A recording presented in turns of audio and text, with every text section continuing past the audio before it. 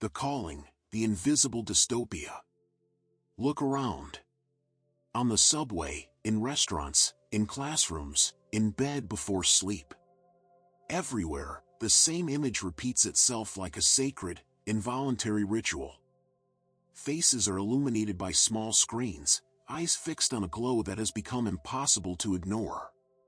Fingers slide with robotic precision, without pause, in a continuous motion, while the minds controlling them wander, trapped in an endless stream of images, videos, messages, and feeds that seem to have no end.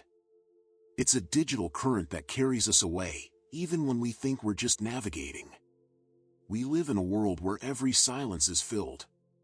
Silence doesn't mean peace. Silence means notification, ringtone, vibration, scrolling. The emptiness, the quiet, the time for reflection, all have been replaced by constant stimulation, by background noise that never ceases. Even the moments that should be our most intimate and personal are invaded by artificial lights and sounds. That instant we wait for a friend on a street corner, the brief pause between daily activities, or the last thought before falling asleep, all are captured and colonized by the need for one last check. But have you ever stopped to think about it? How did we get to this point? The technological revolution that promised us a world of instant connection may have, in a profound and insidious way, disconnected us from ourselves.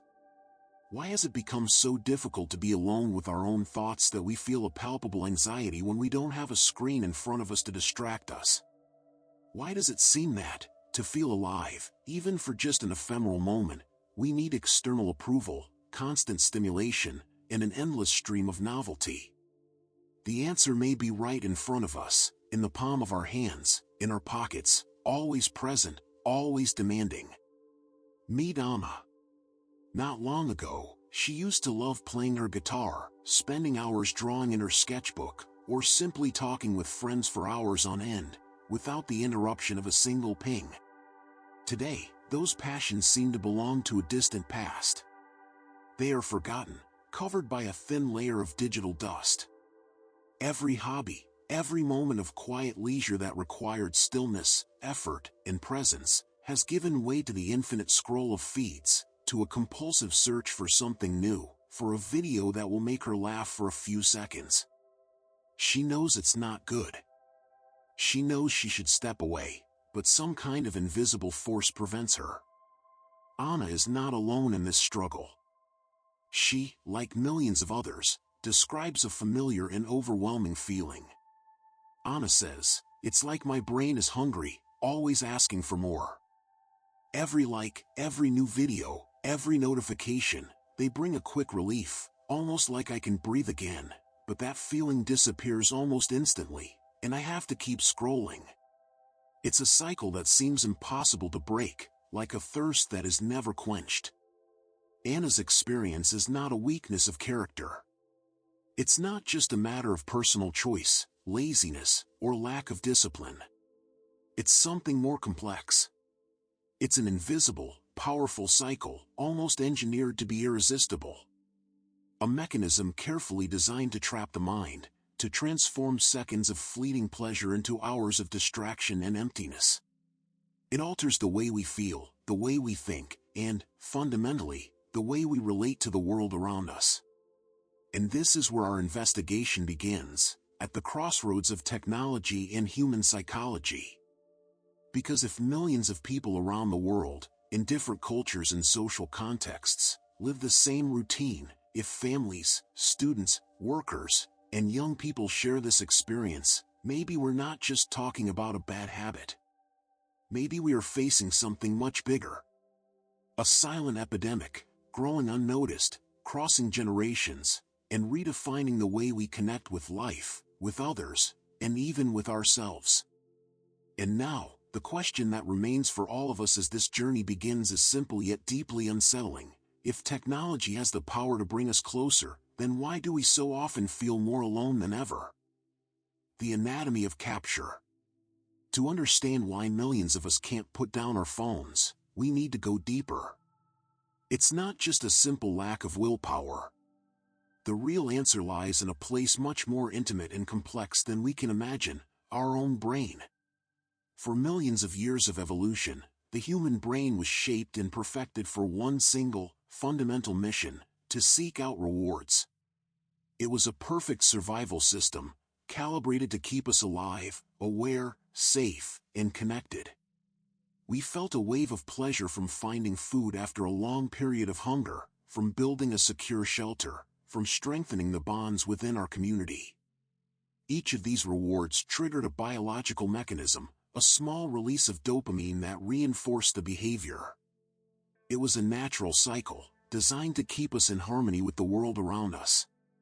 But in just a few decades, this ancient system was profoundly and dangerously altered.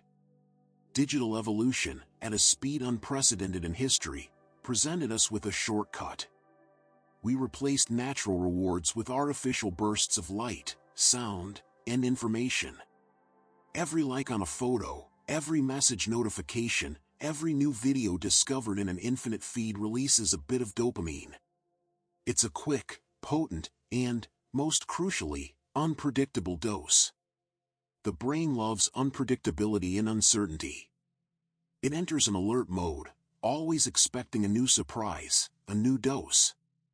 And it's this pattern of intermittent reward that keeps us glued to our screens, without us even realizing why. Sometimes, this dose brings momentary satisfaction, a peak of pleasure. Other times, the notification is nothing special, and that leaves a void, a feeling that something is missing, a need to keep searching. It's a self-perpetuating cycle, keeping us in a relentless pursuit of something that promised to be gratifying but almost never is. And this experience isn't limited to an isolated group. It's not just on a fighting or compulsion, or a single neighborhood or city. It's a universal experience. Millions of people around the world, on every continent, at every moment, are tapping, swiping, clicking, scrolling. Millions of minds in a frenetic and silent search for something they know, on some level, isn't really there. They are merely seeking the promise of temporary relief, of momentary pleasure, of a distraction that helps them escape the boredom or anxiety of the real world. The truth is, big tech companies know all about this. They have a deep understanding of human psychology. And every single aspect of their products has been meticulously calculated to take advantage of this knowledge. Every vibrant color, every fluid animation, every notification sound, every micro-interaction was designed with one single purpose: to capture and hold our attention for as long as possible. Nothing happens by chance. The app's design isn't made to make your life easier, it's made to trap you. It's a digital labyrinth built to create a cycle that is nearly impossible to break from the inside.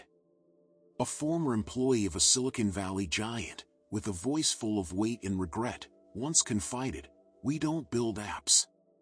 We build addictions. Our goal isn't to serve you as best as possible.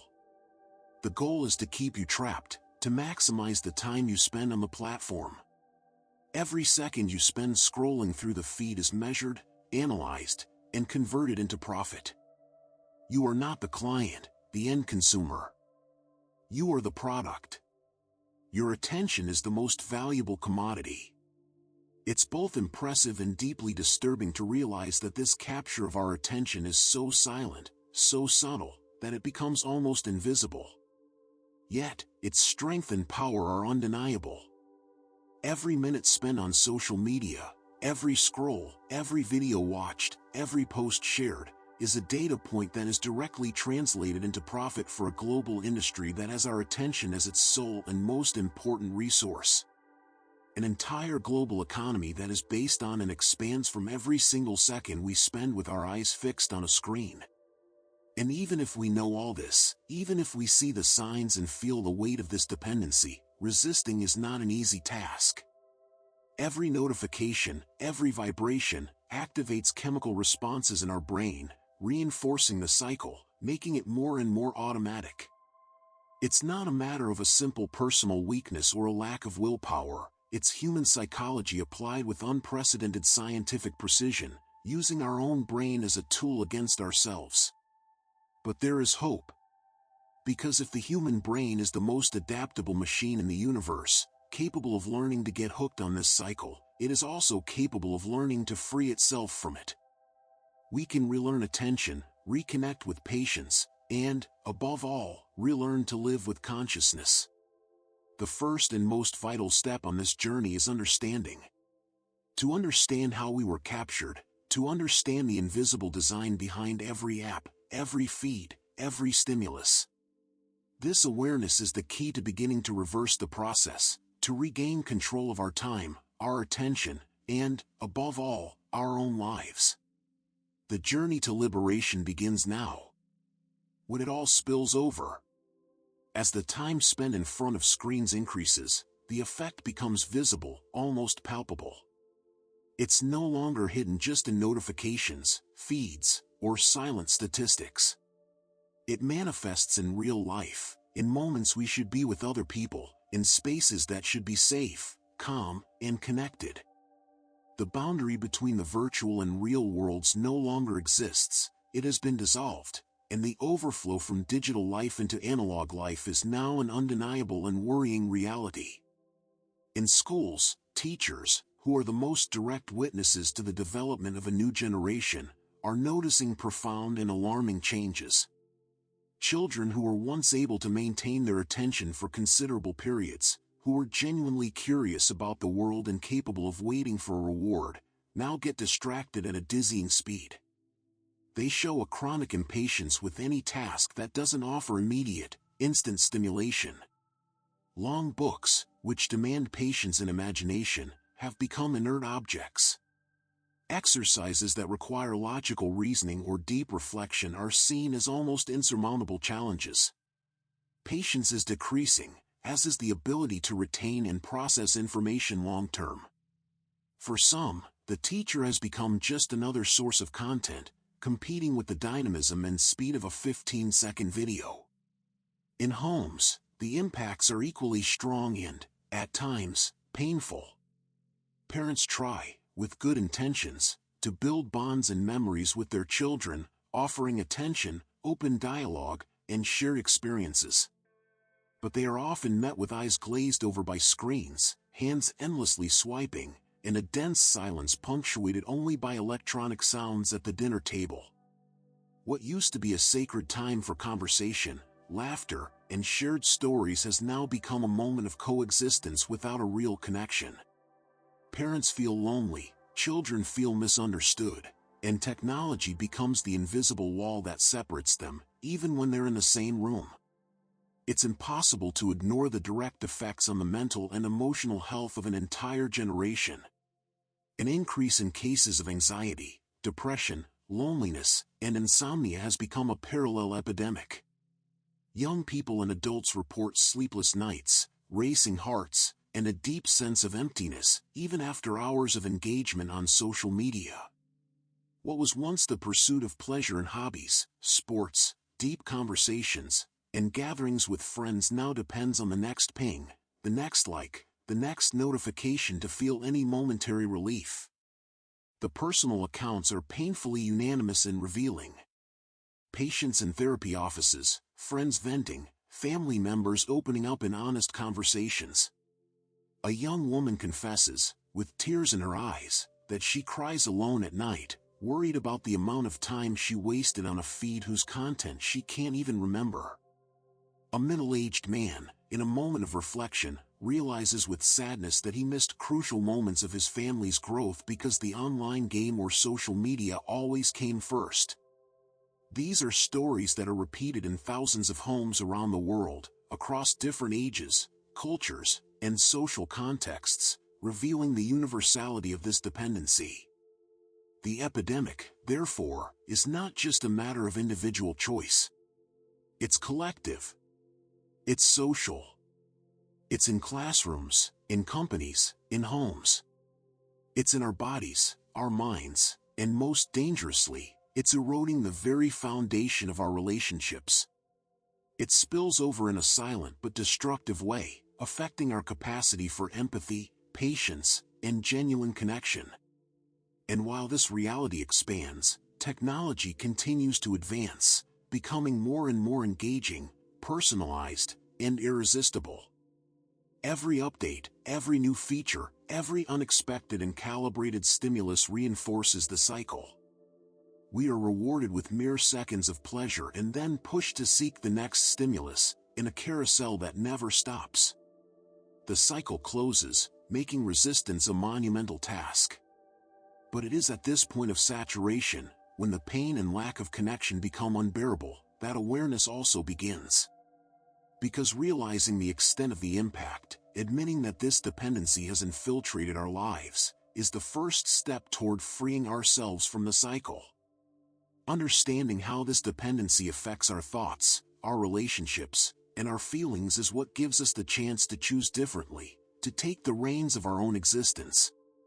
And in that understanding, the most difficult questions arise, hanging in the air like ghosts of a lost time.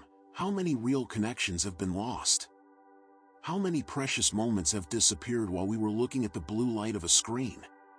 How many experiences, how many conversations, how many hugs, how much genuine laughter has been replaced by infinite feeds and constant notifications? The epidemic has already spilled over. The water has already filled the basin and is running everywhere. But recognizing this also opens up a space for change, for resistance. Because every bit of awareness is, at its core, a first and powerful step to reclaim our attention, our time, and, ultimately, our own lives. The machine within.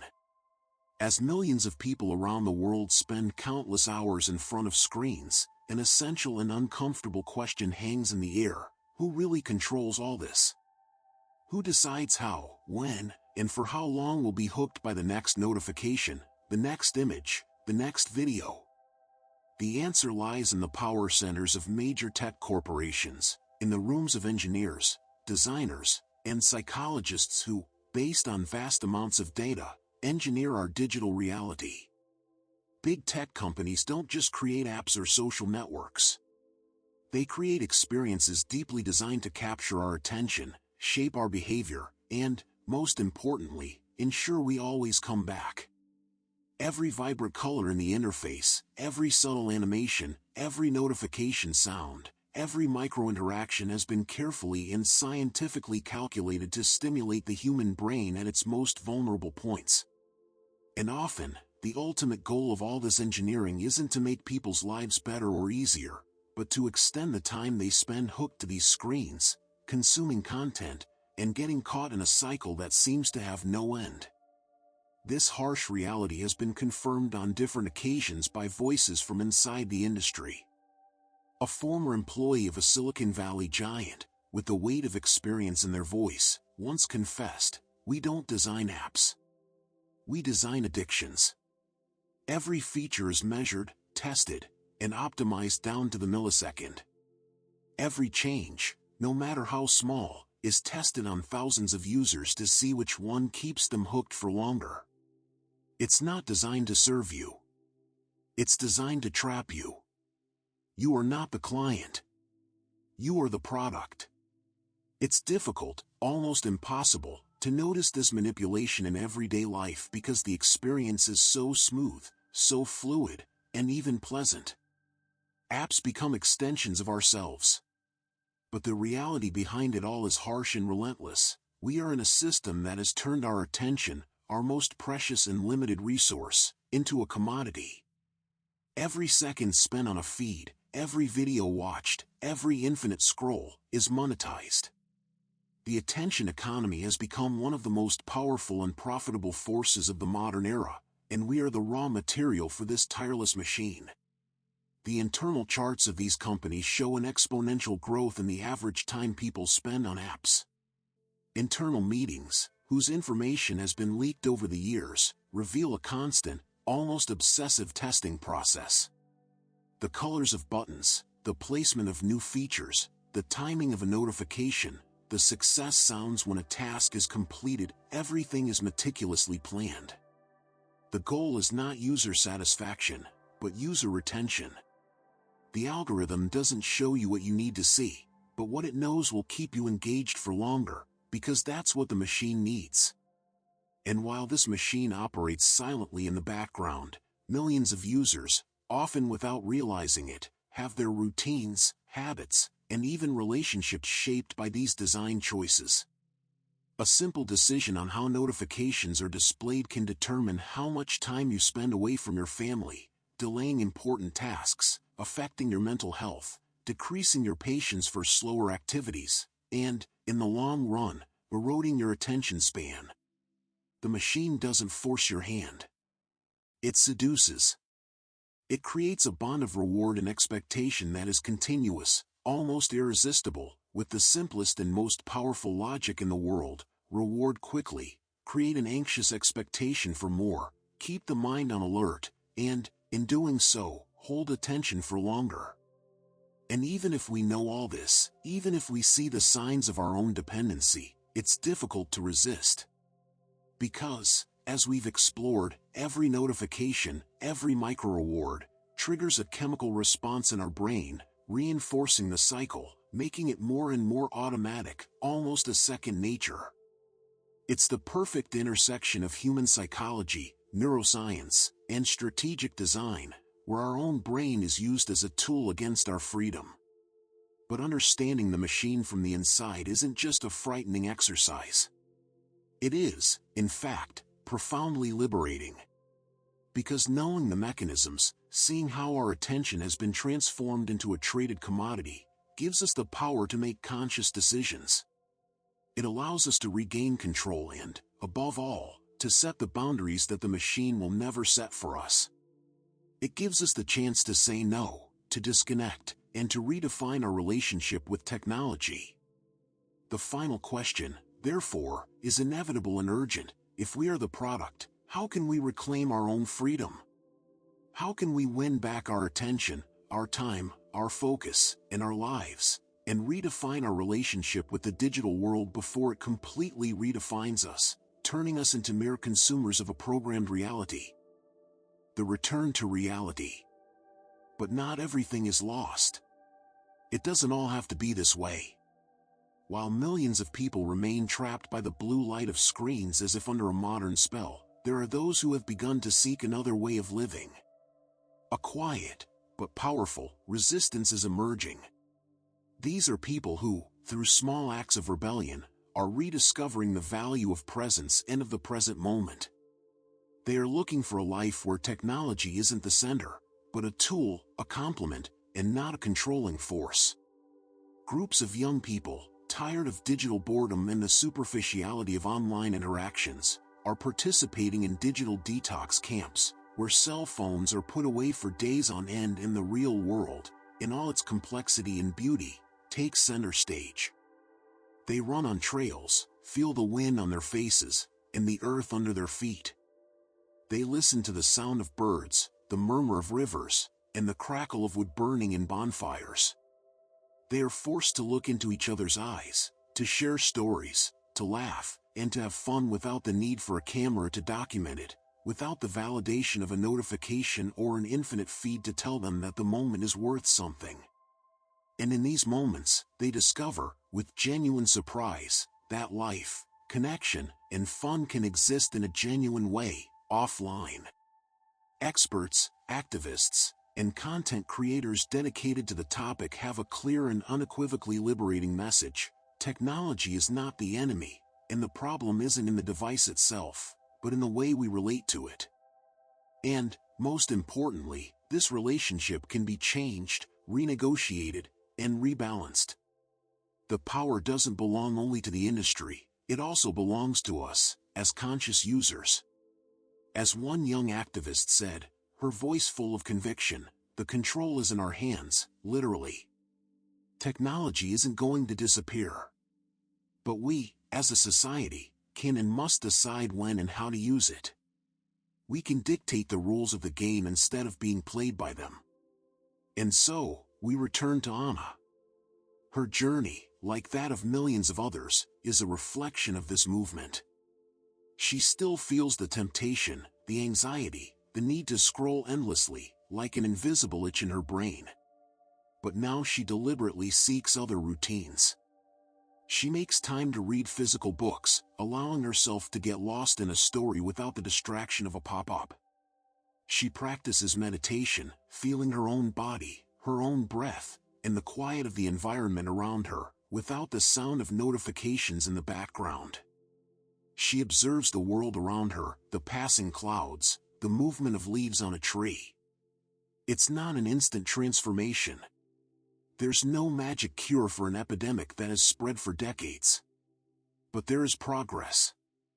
There is awareness. And every small act of resistance is a victory. On her journey, Anna realizes that every moment she's disconnected is a moment she's won back. Every conversation with a friend, without a cell phone on the table, is an opportunity to truly reconnect with others. Every moment of solitude and reflection, without a screen to fill the void, is a chance to reconnect with herself. And, with each step, she realizes she is reconnecting with the real world.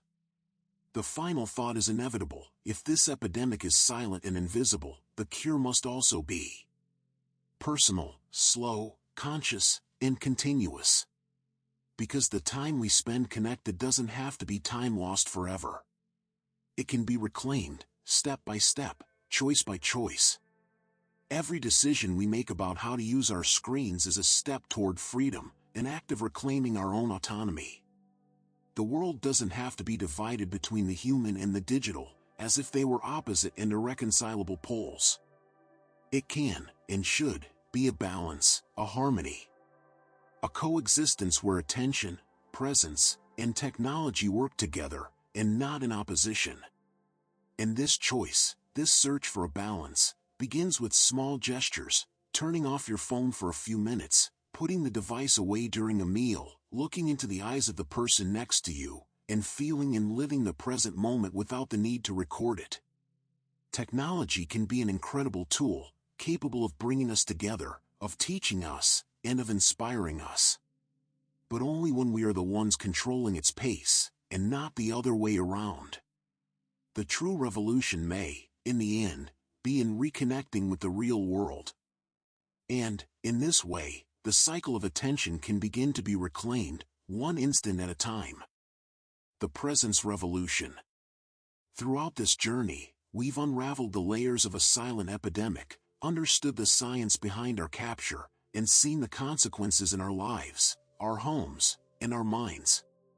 But we've also witnessed an awakening, the beginning of a revolution that isn't technological, but human. The great battle of our time isn't against technology itself, but for our attention. It's a battle that's fought within each of us, with every notification, every scroll, and every conscious choice to disconnect. It's the fight to reclaim what was subtly taken from us: our time, our presence, and our ability to simply be. The world that technology has built is fascinating, vast, and full of promises. But the world that our presence can build is real, tangible, and full of life. It exists in every sunset we watch without a camera lens, in every deep conversation we have without a phone as a distraction, in every moment of silence we embrace without the need to fill it. The screen epidemic is a reality. But the choice to liberate ourselves is our hope. It's the biggest and most important choice we can make. What would you do if you had your time back? The answer lies within each of us. And for some, the presence revolution has already begun.